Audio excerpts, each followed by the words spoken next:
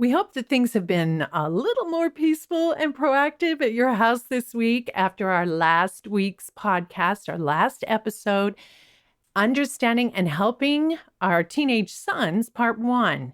And we really had fun discussing the whole reasons behind why that teenage son seems so incomprehensible. He's actually quite comprehensible. Hope we helped you figure that out. We're moving on now to part 2, where we're going to give you 7 to-dos or 7 paradigm shifts that are going to make all the difference in his development and in your relationship with him as a parent. Enjoy. Bags are packed, are you ready to go? This time tomorrow we'll be on the road, riding with you in the sunnier days. I wouldn't want it any other way. Welcome to the WifeSavers podcast, where multi-award-winning author and global marriage educator Ramona Zabriskie provides answers to your real wife questions. Our goal is to help you appreciate your womanhood, prioritize your personal development, and craft a powerful partnership with the man in your life. Hi, I'm Hannah Allen, and I'm proud to introduce my parents, Ramona and Dale Zabriskie. And yes, this is how they talk all the time. Let's listen. Taking the good with the ups and downs. Hi, this is Dale Zabriskie, and once again I wrangled Ramona Zabriskie in here and actually arm wrestled her to convince her to come in and do part 2 Did you of now? Understanding and Helping Teen Boys. I think we've wrangled many a time, but There's I been don't a- remember arm wrestling. You don't? There's been a lot of fun, good wrangling that I recall. But the arm wrestling, I think you're right. Let's do it. Come on, right now. Oh, Give it to now, you don't want to. You really don't. Oh, chicken. No, I just don't want to humiliate you here in front of everybody. Wouldn't think that good. But, it reminded me of the young buck and the old bull and Oh, right. Last week we talked about the planet Earth scenes Yeah. with the 2 big elephants going at it, the young Fighting and the for old. dominance. Right. And the 2 giraffes, and I never knew who to root for.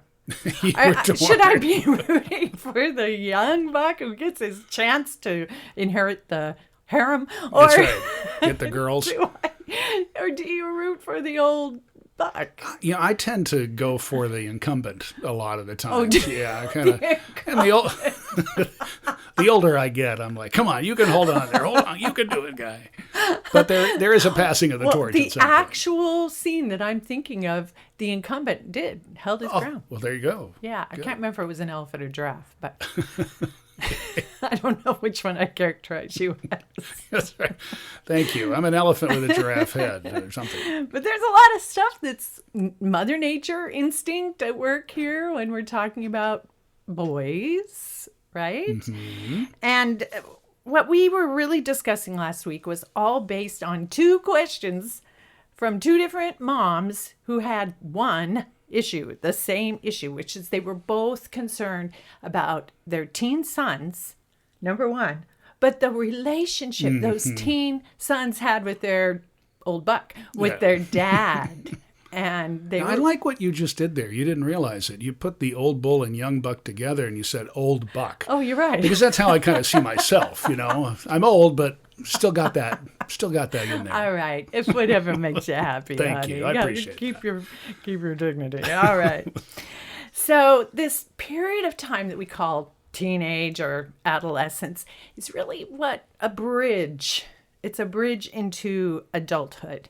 And it comes with so many changes for the adolescent girl or boy, but we're talking about boys, especially here today, that with all of that, all those changes going on that we discussed last week, it is just no wonder that they live in a perpetual state of stress and tension anytime anybody experiences change. Yeah, it's a huge transition. It's stressful. So you very, think about very that, difficult. just heightened stress. So I want to encourage everybody, if you're just tuning in now, note the title of this.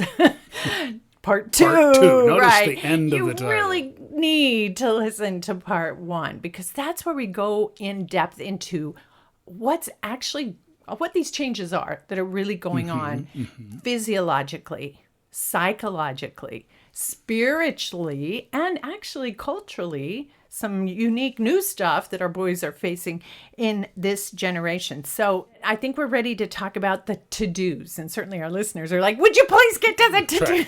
Right. What am I supposed to do about Or this? what I call the tactical as Okay. opposed to the strategy. All right. Right? Let's do that. Let's talk about the tacticals, the practical tacticals. Let's do that. Okay. So we do have 1, 2, 3, 4, 5, 6, 7. Holy cow. We got 7 great To-dos. ideas. Great. Yeah. One a day for a week. All of these are going to be extremely helpful as a parent, either as a mother or father, in helping your teen make this crossing into adulthood. That's right. Across that chasm that seems Without impassable. getting eaten by the troll under the bridge kind of thing.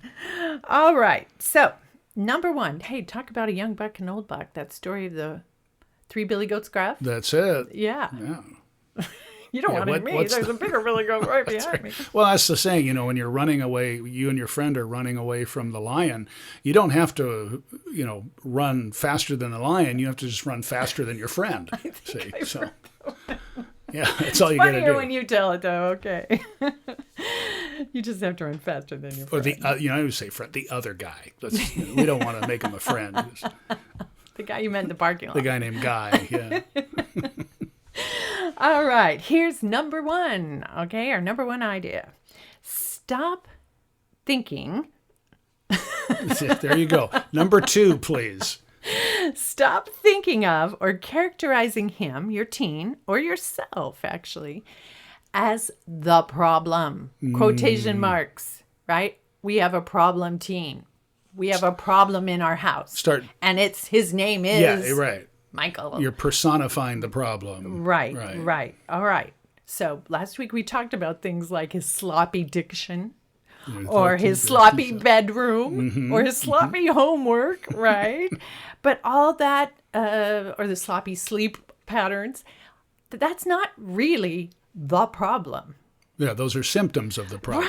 Right. So, no, for me, I had a sloppy bedroom when I was 10. Does that mean anything? That it just, Early puberty. I thought it's good. I was early. I was early in this sense. You were evolving. Yes, I was. And the evolving brain is actually that brain pruning we talked about, right? That's the problem, for one thing. Something he has no control over, right? But also we've got a problem in that we have a society and a school system and probably a mom and dad that don't really know what's going on. And that's the problem.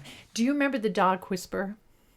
That show, the dog whisperer? Cesar or something. Yeah. Right. And it took a few episodes, but we finally caught on that the dog was never the problem, even though the dog had these outrageous behaviors that the owners were bringing to the dog whisperer, say, cure our dog. That's right. Fix our dog. And every time, what was his Yeah. what was his treatment? What was his remedy? He didn't even deal with the dog. No, dog's fine. Dog's not a problem here. It was the owner. It's the way the owners were treating or approaching or not dealing with Thus, the dog. So you're saying all these teenagers are Thus, we are doing these 2 podcast episodes. brooding canines. Right. Well, they are just responding to what's going on with Mother Nature in their brains and bodies. But that's what overcoming the challenges in our life start with knowledge, right? Yes. Start with understanding Knowledge is power. of what's going on. And when changes occur, especially in another person, and especially then on top of that, when that person is of your own blood, right? And boy, it's just like, what is going on? Well, and so you need an objective and maybe a little more knowledgeable source. That's what we're trying to But be. I like this idea of not personifying Good. that Bobby is The problem. the problem. Yes, right? we have a problem child, Yeah. right? So a wise parent will reframe how they see a teen's boy's struggles. And how are you going to reframe it? As developmentally appropriate. Developmentally appropriate. I mean, really, when you think about the internal and external challenges, right, that they're grappling with, you're going to think of them as developmentally appropriate, just like, get this, just like a toddler's tantrums. Yeah, you hate them. It's the 2-year-old, 3-year-old thing. You'd rather skip them, but everyone knows they just happen at that stage. Yeah, so you're in the restaurant, the kid's going crazy, you just tell everybody, no, it's a developmentally appropriate response. I have a look how wonderful my developing appropriately son is. Well, Maggie Dent is the one who really makes this point. She's one of our experts, and she says, and teen boys are toddlers on steroids. and a lot bigger. They're bigger and louder. That's right. Oh, how true Harder is to that? control. So that's part of the problem.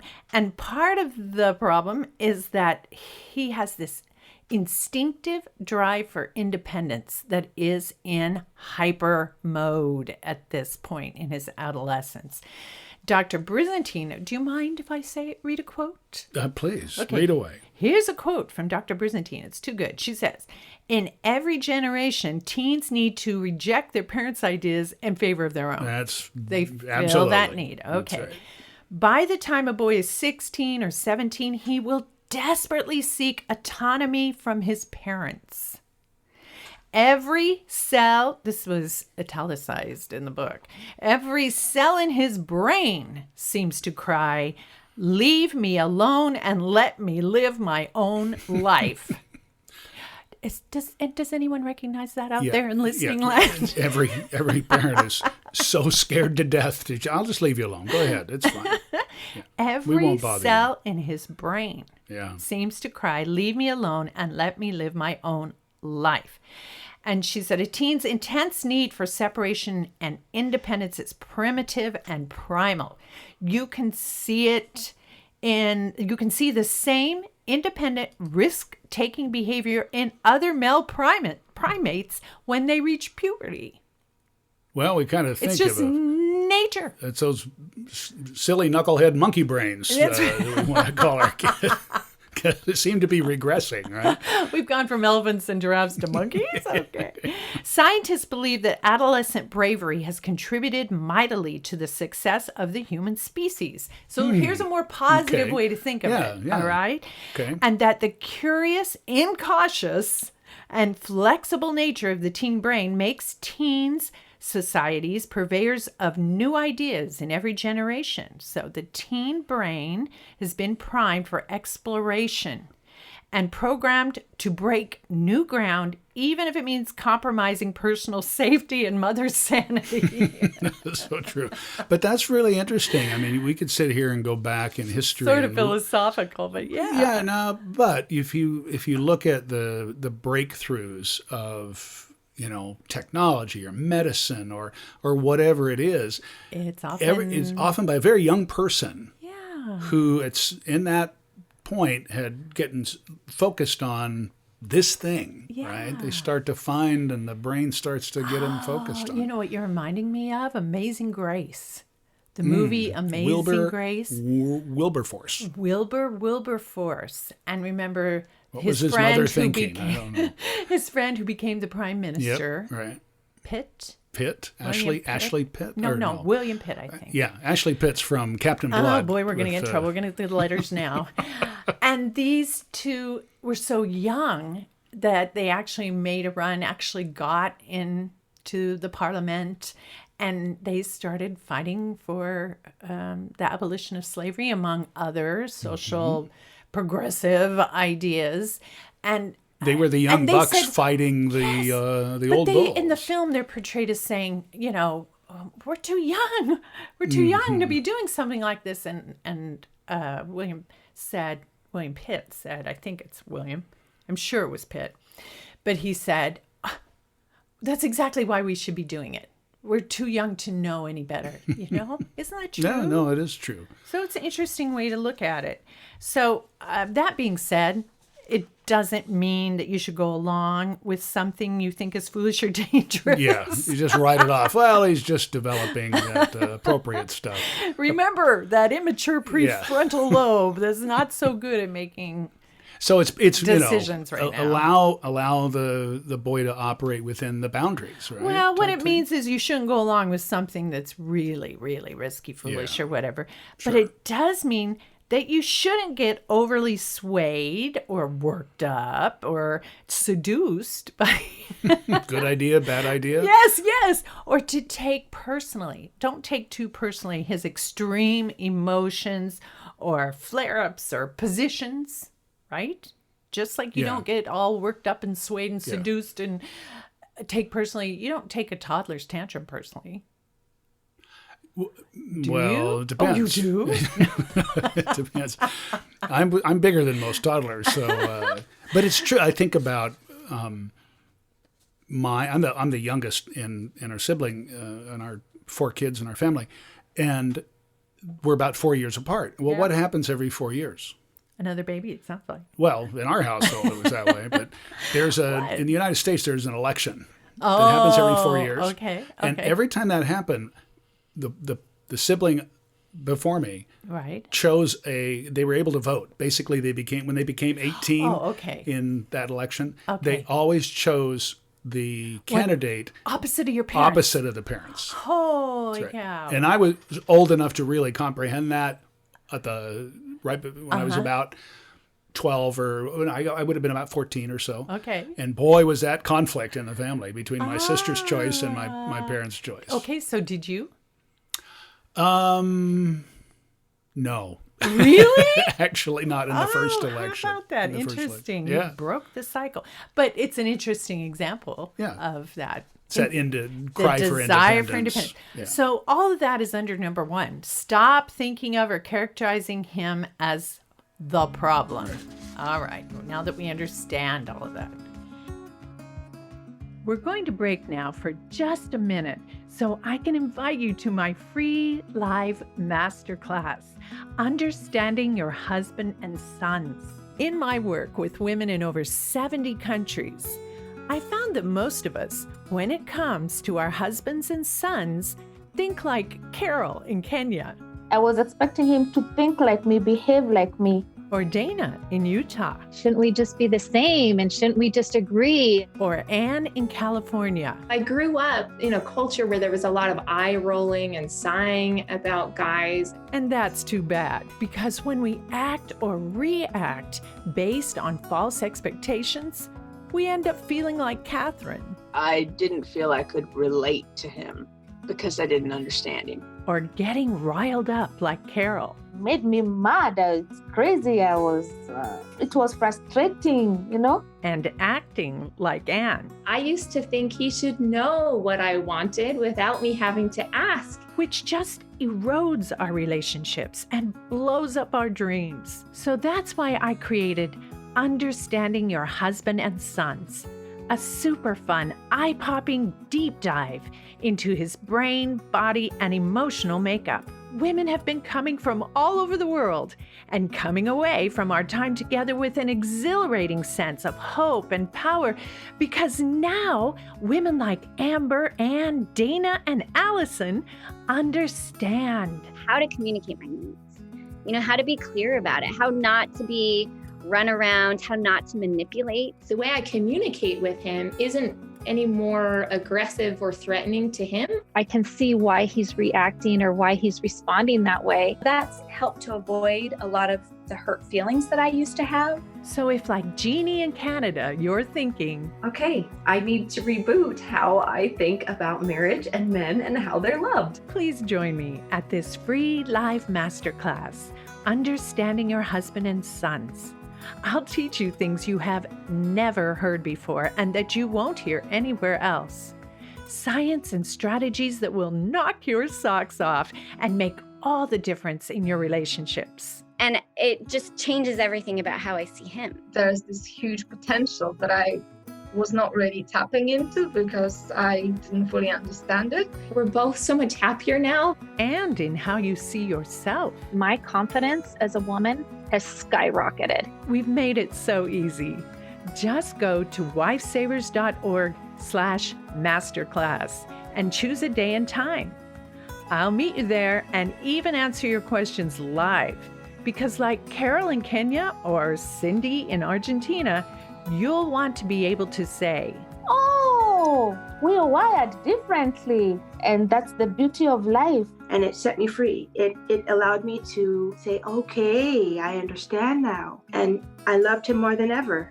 WifeSavers.org/masterclass. Here's number 2.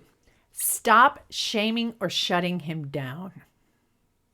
That's easy for a parent to do.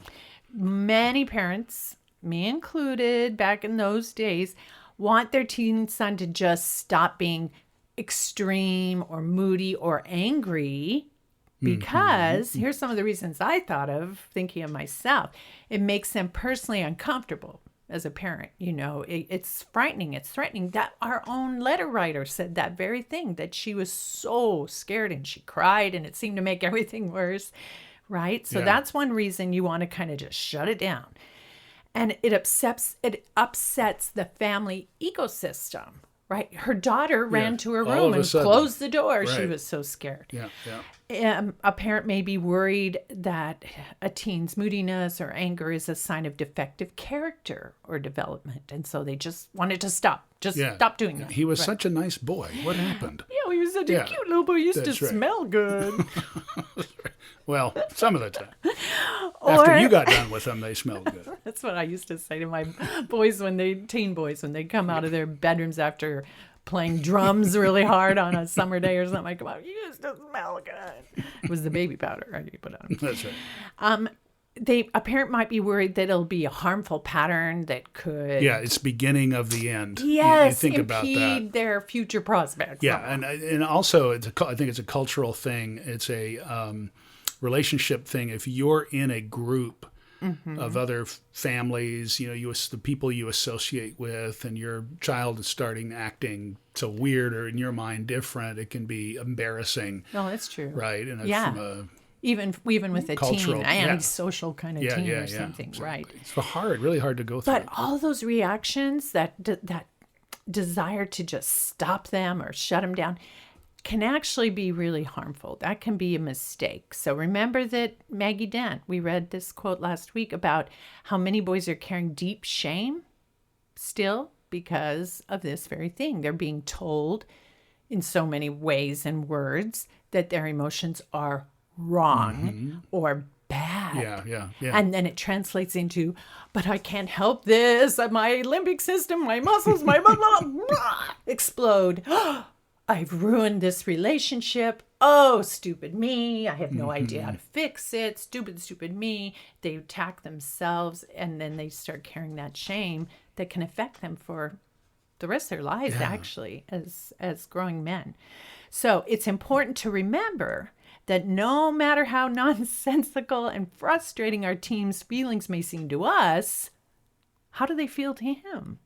Yeah, it's really hard. They're real to him. As a parent, you take it personally. Yes. And that's why we talked about not doing that. Not doing that, but it's really hard to think about, well, what's going on for them. Remember our letter writer that had the actual physical confrontation between dad and teenage son? That her husband told her later. Do you remember what he said? That it was the worst day of his life. Yeah, so... he took it very... impactful. Very personally. But they're real and important to the teen. And here's the deal. Discharging emotions safely, especially anger, can be helpful to our teen boys. If they can discharge that anger in a good safe environment, place, right, where it's not going to permanently damage relationships. And that, you're right, it takes a really big parent to maneuver or navigate that kind of situation. Yeah, I think of my own time at that time where I did, to your point, discharge that frustration. It's a good word for that. It is a good word. In the wrong places with the wrong people and doing the wrong things. And then, it could drive him into the wrong kind of choices. So I really like that idea about a safe environment, a safe place to be able to go through that. So shutting it down, that temptation, and making it wrong, what it's going to do is just make it worse later. So whew, You just ignore it, right? You just no, you don't ignore it, but you help him through it. Yeah, I and think you that's take the it in key. stride, like we're talking about the toddler tantrum, right? That it's you're to be expected at this stage of development. So we need to keep in mind that most boys have been conditioned to believe that anger is an acceptable warrior kind of emotion, like, and it's a manly sort of emotion. So here's the deal. You just keep it all in perspective. This is a stage. My mom used to say that. It's just a stage. I remember her saying that about when I get frustrated with my brother. She'd go, it's just a stage. It'll pass. And it's true. It takes the development of that prefrontal lobe in a kid's brain for them to have the capacity to make more mature choices, different choices. And you just got to let that brain, it grows slow, but you got to let it happen, right? So stop shaming or shutting. Those words will help you remember. Stop shaming or shutting him down. So far we have stop thinking of or characterizing him as the problem, reframe, and stop shaming or shutting him down. Here's number 3. Okay. Get to the core issues. We keep talking about how these extreme positions or emotions are symptoms. Where are they coming from? Well, that's what he's saying. This goes with you're not defining or personifying him as the problem, right? Right. Got to get to the specific issue. So the figure flare that up, out. let's call it, Yeah. or whatever, is a reaction most times to feeling rejected or disappointed or confused or scared or unloved or misunderstood or disconnected or full of grief or sad or ugly or embarrassed or ashamed or useless or powerless or, out of control. It's going to come out as anger at mom or whatever. Yeah, I remember growing up at that time. I did not want to go to school, and I said I was sick. Yeah. And I remember my mom taking me. That's not too original. Right. Well, by the time I got down to the end of the alphabet, everything was used. So, mom took me to the doctor, and the doctor said, "There's nothing wrong with this," And I look back, and I realized that I didn't want to go to school because of my acne. Oh. I thought I was ugly. Oh. It was so bad. Every kid goes through that, Yes. right? And it eventually went away. Did you ever tell anyone that that's what it was? No, of course you didn't. I'm too embarrassed. No, yeah, you're not But gonna. I made my mother pay for going to the doctor for no reason. Wow. Well, that was a cover. That excuse was just a cover for your anxiety. Exactly. Right? And so they're going to be creative maybe in the ways they manage their heightened stress. So you got to get to the core issues, like the grief or the loneliness or the damaged sense of pride. Or there's just so many reasons that a teen uses a mask to cover or hide behind. That's why you can't look at what's happening on the surface as the issue. It never is. It never is. Some boys will rather fight with the anger than other people. So they'll swallow the anger, and then what happens? It builds up an enormous resentment.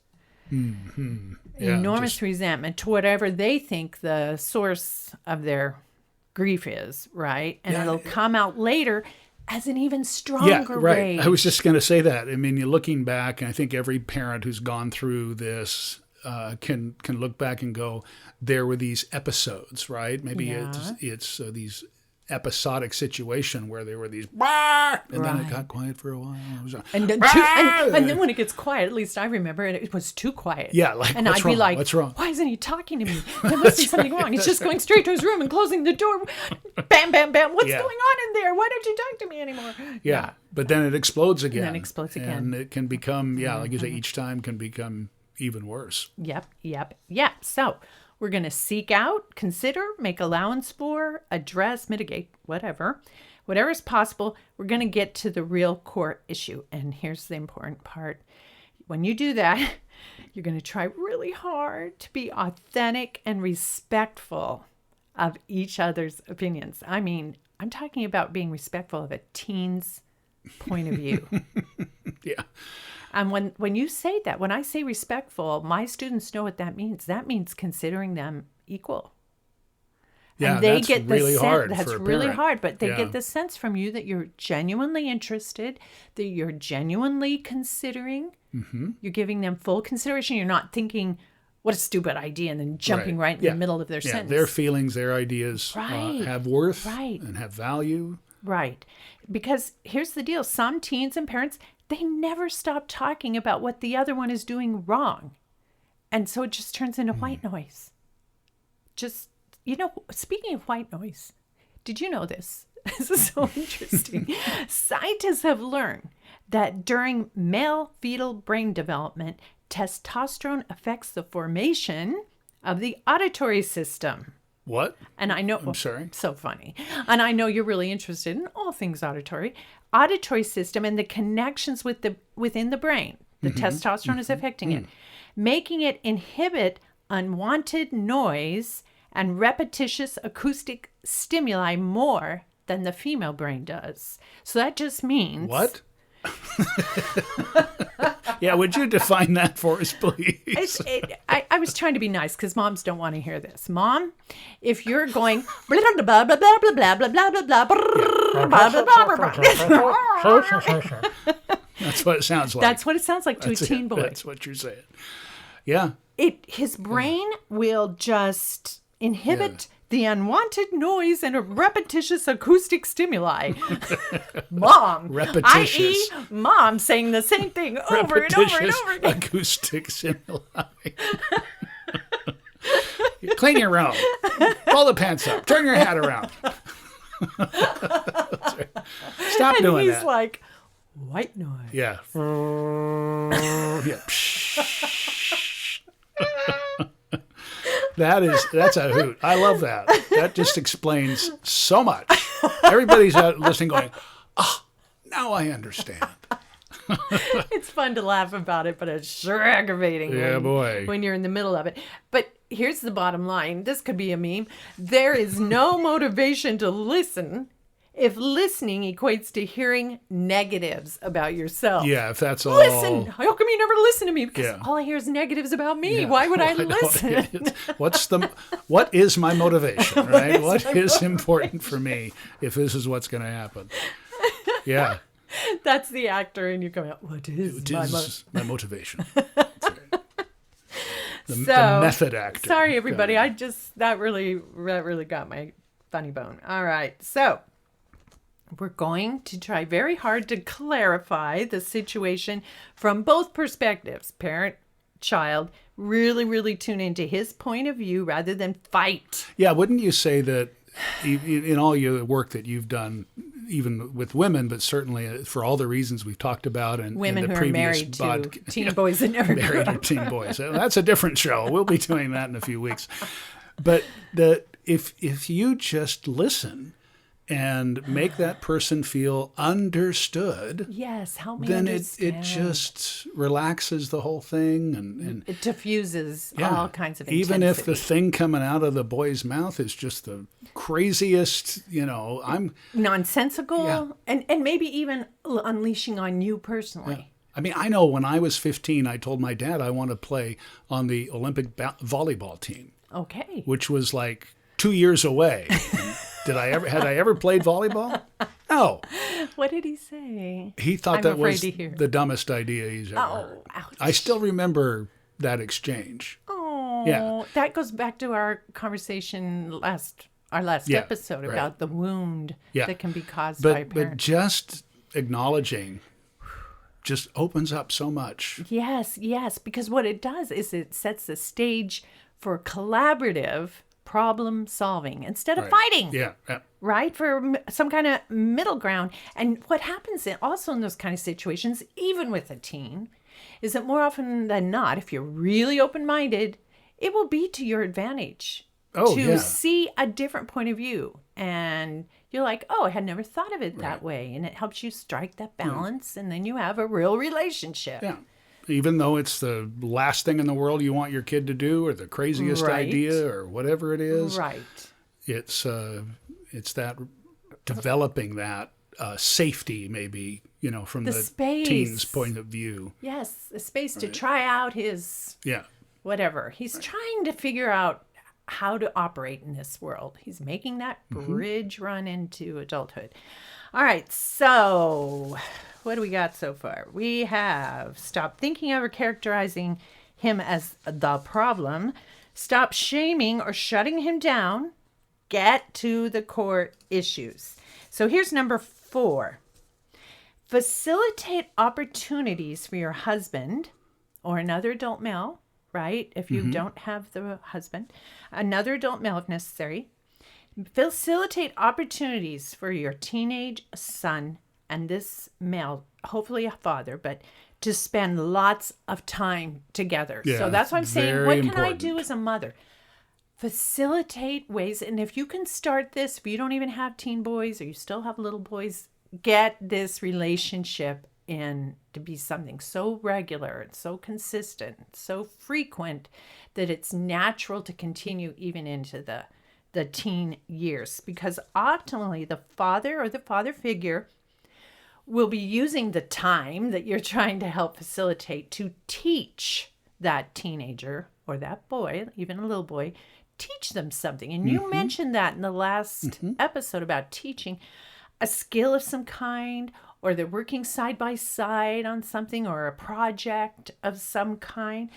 Robert Bly, who wrote Iron John, a really popular book for forever on New York Times bestseller list, said, the traditional way of raising sons, which lasted for thousands and thousands of years, amounted to fathers and sons living in close proximity while the father taught the son a trade. Right. Perhaps farming or carpentry or blacksmithing or tailoring, and we're not doing that anymore. No, but how many movies are there of the son who doesn't want to inherit the farm or the blacksmithing or whatever it is? But the point is they were working together. And that's the Father thing. was teaching something. I think back to my upbringing and the different adult men that were in my life. I can name them off right now. Really? Yeah, all these 50 years later or whatever, who they were and why they were important to me. They had an impact? They really did. And my dad was around most of the time, right? Right. And I brought up a thing about the movies to say that it's really hard on the parent when you've created things and you're trying to teach, and then the son decides to go a different direction. Yes. But that is teaching, that time is so beneficial. That's an interesting point. For that individual. Even if they don't take to it, if for some reason still. What you think they should do. It was the time that you spent together on it through the years. Right. That's the important thing. Really help the success of the young man. You're making me think of a funeral that I went to just, I'd say a couple of years ago. All right. So I went back to my hometown to attend the funeral of a man who had been a church leader, ecclesiastical leader that I had looked up to when I was growing up. And so I went to his funeral, and the thing that just, I'll never forget, so impressed me at this service was the family spoke. And he had, 3 or 4 sons, and they all spoke. And the thing, and I just couldn't get over how they talked about what their father had taught them.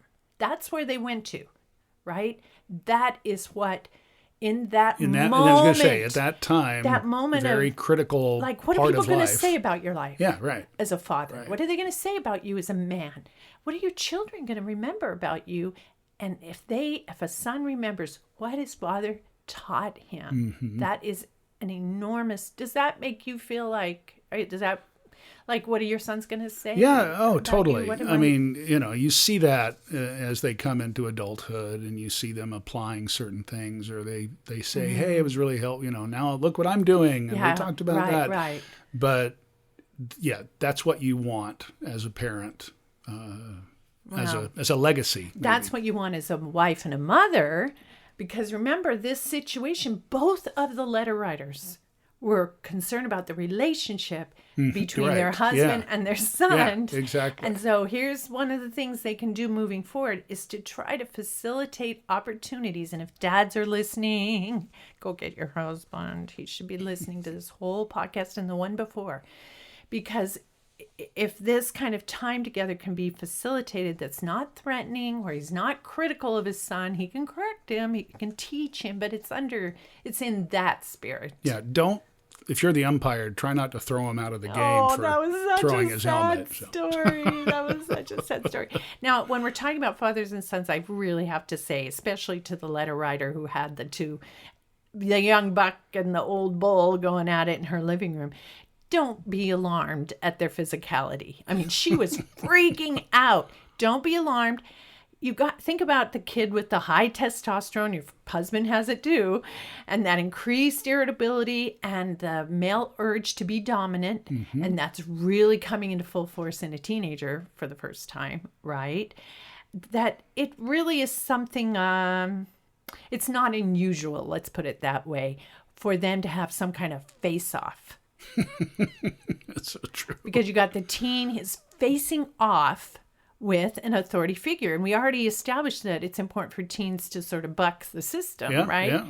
And so it starts with wrestling together when they're a little boy and daddy, and then it can grow into actual contests or tests of strength that are actually essential to his development. I went through that. I remember, shooting hoops with my dad. It became a competition, right? You're playing horse or whatever the game is. And, early on, you're just trying to get the ball more than 3 feet in the air. And then pretty soon you're beating your dad. Yes, right? It's important. It's very important. And I remember, you talk about wrestling, there was a changing of the guard, basically, in my household, where I finally won the wrestling match. In fact, I won it so bad that my dad's big toenail was ripped off after I tossed him. If you ever had that experience, that's one of the most painful things you're ever going to have. But after that, we didn't wrestle. Right. We never wrestled again. What did you gain from it, do you think? Well, from that experience or from wrestling? From winning that match. From winning that match, there was it was like, I can't believe I did this. 'Cause my dad was, he's a good sized guy. He was a good sized guy, right? He wasn't a tiny guy. It had to fill you with a little sense of... It was a lot of pride. It was. Yes, exactly. So here's the deal. Dad, the smart dad will wipe that blood off the toenail or off his lip or wherever Tape it up. Right? And say something like, whoa, nice shot, or whoa, great throw, or whatever it was that got him into trouble. And then they can watch their, beaming son strut off and to the sunset and brag a little bit, because it's good. And it's good for the young buck. It is good. It's hard for the dad to give that limelight, if you will. Pass the torch. Yeah. Or to admit defeat is one thing, but for the good of the son. Yes, right? For the good of the son. It's so much more important. And I tell these stories, but I had a great relationship with my dad. Yes, I had a great father. I don't mean to I'm throwing out some of these things which seem every dad makes those periodic mistakes. But that's really critical, where you, as a father, you step out of the light, basically, and let the kid shine, whether it was shooting hoops or, whatever accomplishment. If you really, it goes against your instinct as a male.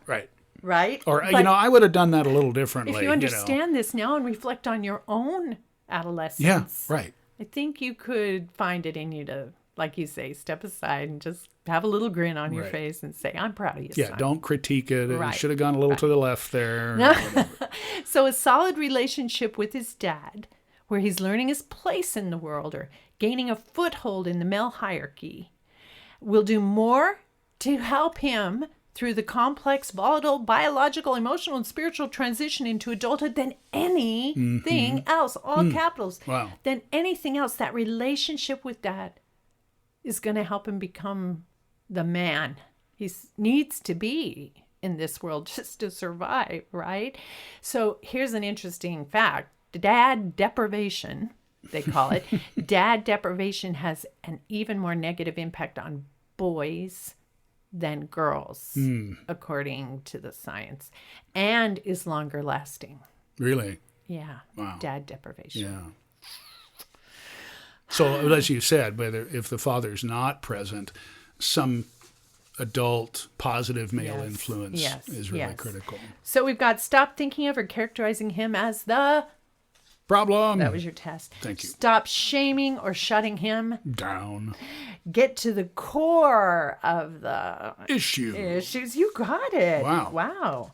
And facilitate opportunities for your husband or some other adult male and teenage son to spend lots of what together? Time. There we go. Okay. See, I'm doing the monosyllabic teenage thing. Time, issue. Well, that's Number 5.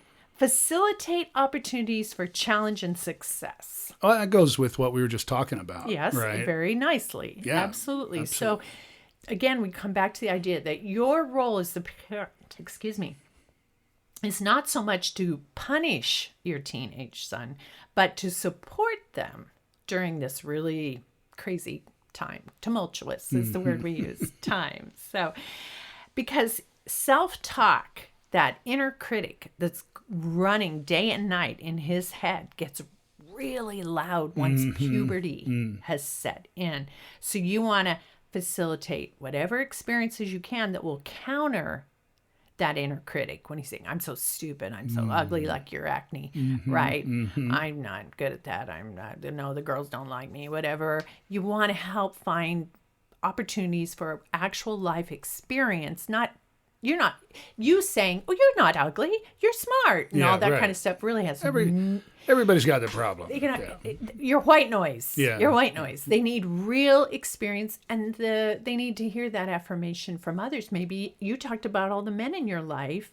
There were sort of mentors to you, hearing it from others that went through it or to acknowledge. Yeah. There you go. Right. Because the truth is, every teen boy says that he couldn't care less about what other people think, and his actions kind of show it, the way he dresses and his looks. His looks kind of.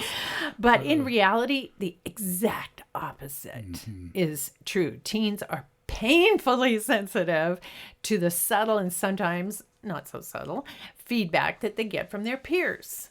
Right? They're hypersensitive to that. So his self-confidence is directly proportional to how he looks in front of his peers in his mind.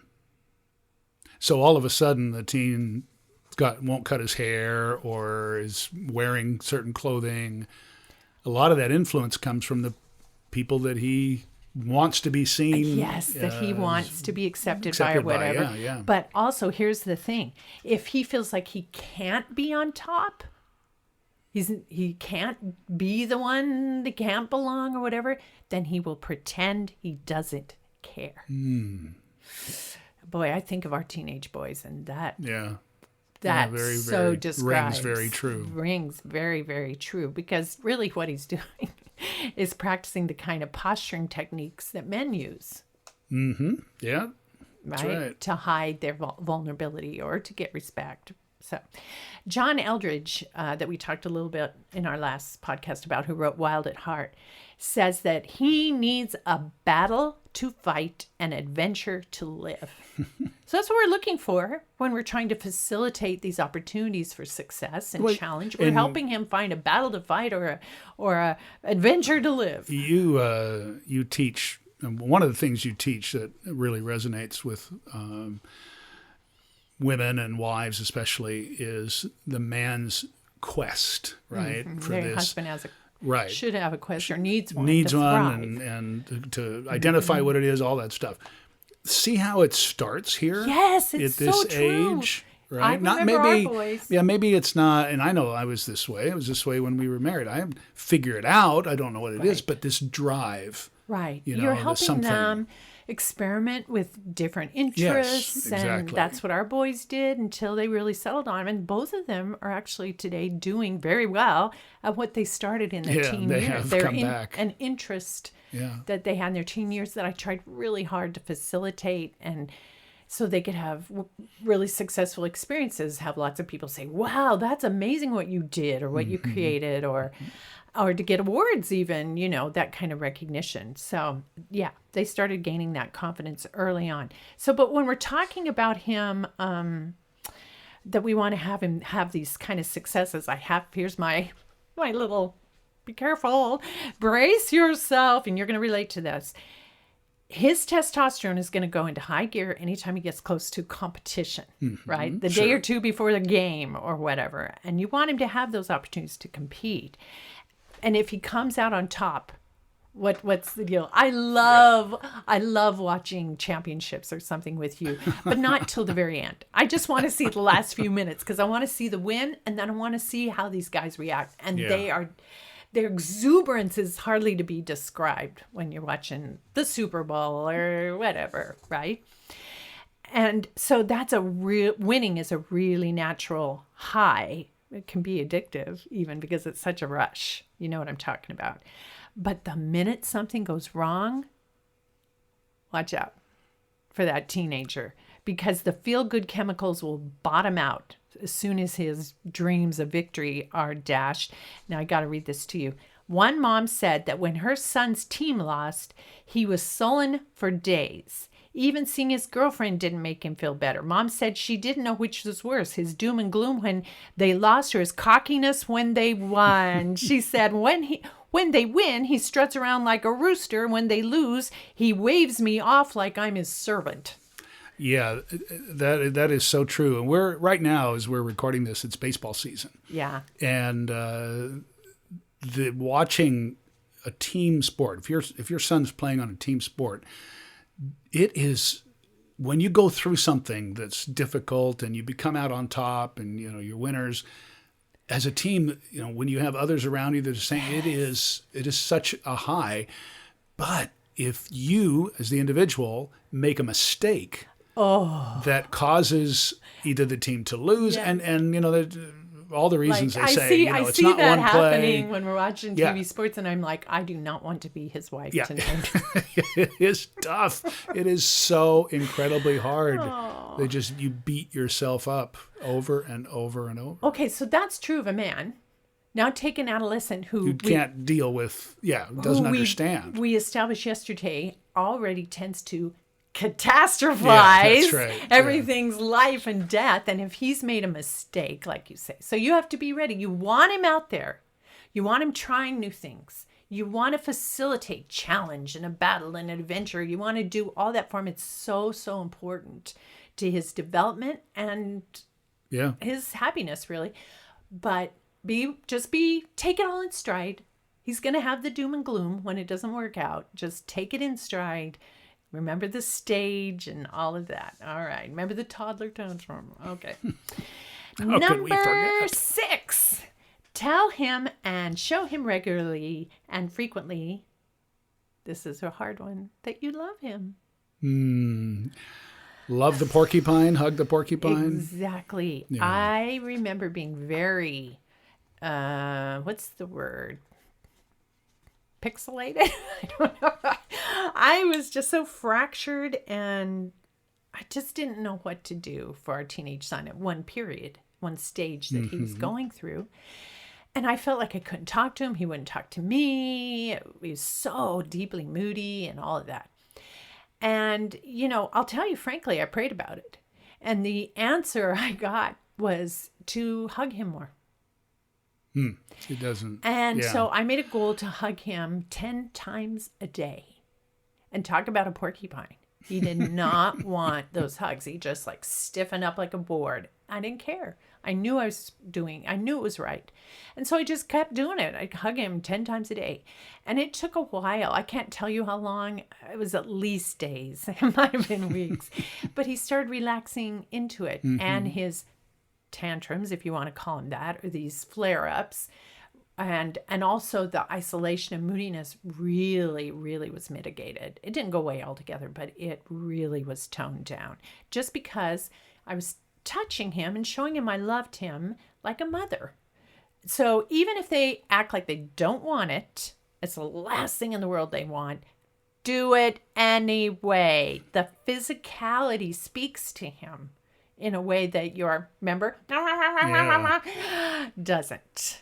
Yeah, I think the physicality is really, really important because even if you're saying, I love you, I love you, I love you, that can, at the same time you're saying, clean up your room and blah, blah, blah, blah, it becomes part of that by the white way, noise. oh, By you're the way. right. It does become and don't part of the white forget, noise. the last thing in this long list of things you're doing wrong.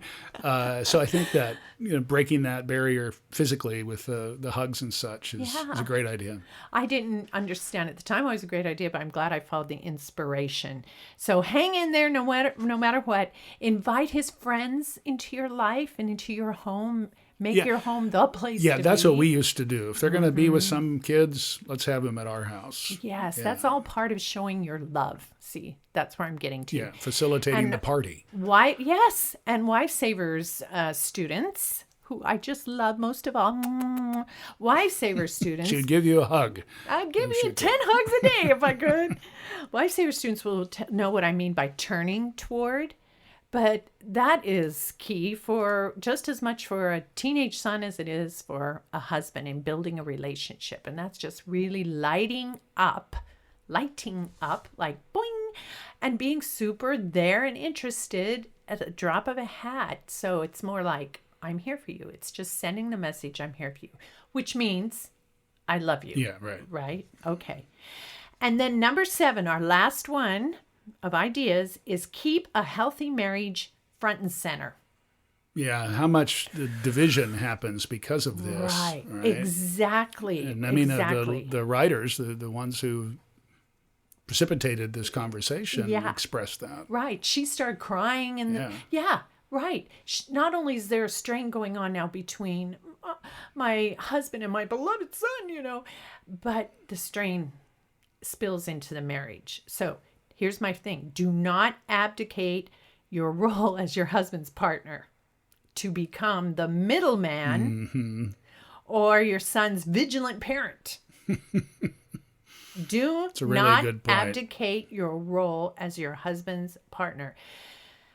I get it. Parents are just bursting with stress, and their communication can become so overly focused on the problem. We're not going to think of it that way anymore, but the problem that is the son, that they become, the conversation becomes contaminated, let's say. All their conversations start getting contaminated. Yeah, they're your adversarial. By criticism of each other. Right? But here's the deal. Criticizing each other disqualifies you both in the eyes of the teen. Yeah, that's so true. Or you have the one parent that sees it's the teen and the other parent that are ganging up, or you're protecting, you're facilitating. And so I think this is really critical of not letting it impact. Infiltrate the marriage. So if you've got, you think, oh, but I'm loving, I'm supporting, I'm showing concern for my teen. That's all great. That's wonderful. Unless it bankrupts your marriage. No. Not acceptable. No, right.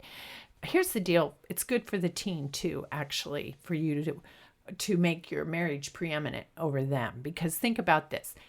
The teen world is frankly a little narcissistic. Really? Yes. They have this notion somehow that the whole world revolves around them. Remember the catastrophizing? Yes, exactly. Right. Center of the universe. It's actually to their advantage as they're making this transition into adulthood to realize that you have a life outside of them, that they're not the center of everything. You have a life, you have needs, you have a relationship that's apart from them. And that his parents can communicate as people, not always as worried parents, right? That they're people and they can communicate about all kinds of things, not always just about him and not always just to him, but to each other. So teens should hear about your lives. And you know what is really, really effective, if you can bring yourself to do it, is to ask your teen for advice. Say, this thing happened at work today, and it's blah, blah, blah. And what do you think I should do? Do you have any ideas?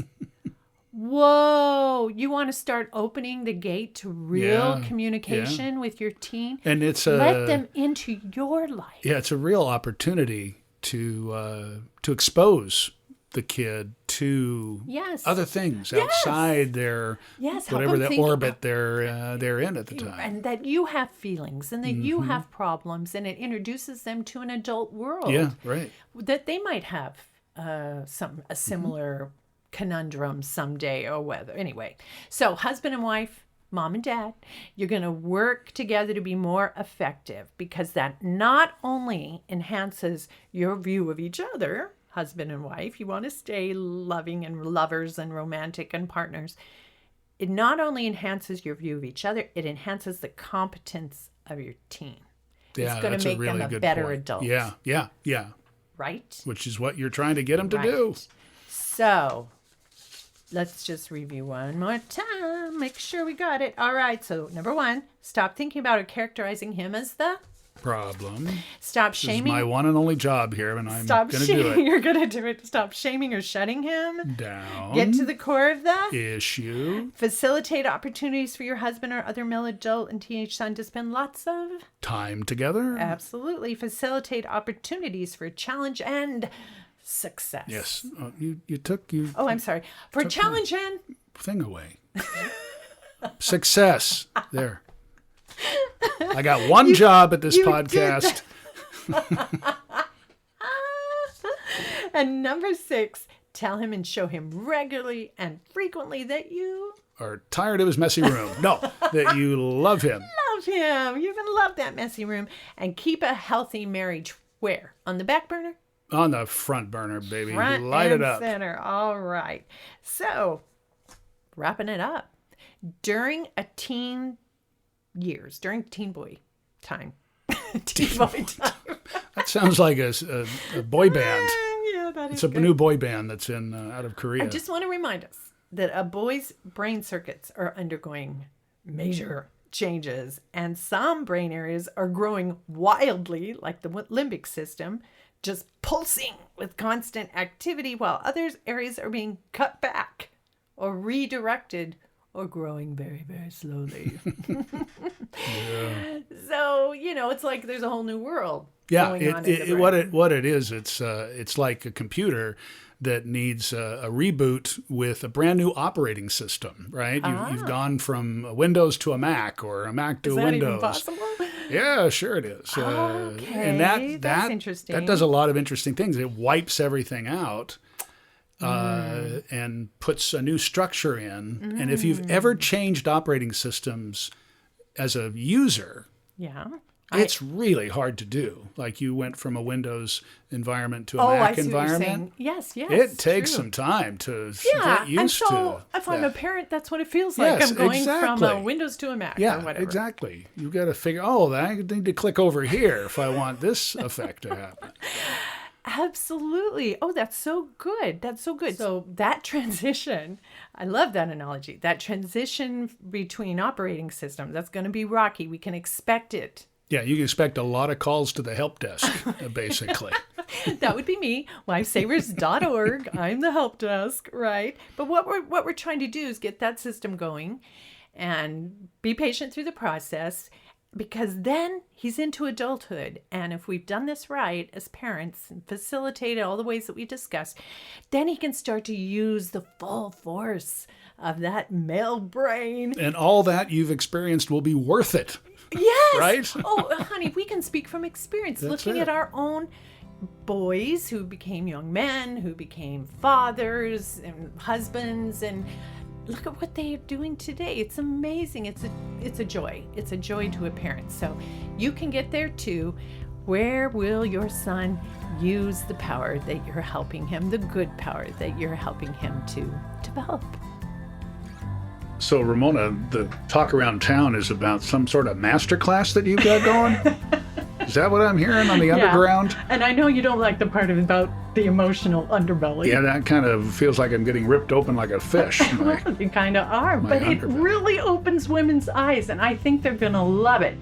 All they have to do is go to wifesavers.org/masterclass. Home is with you wherever that may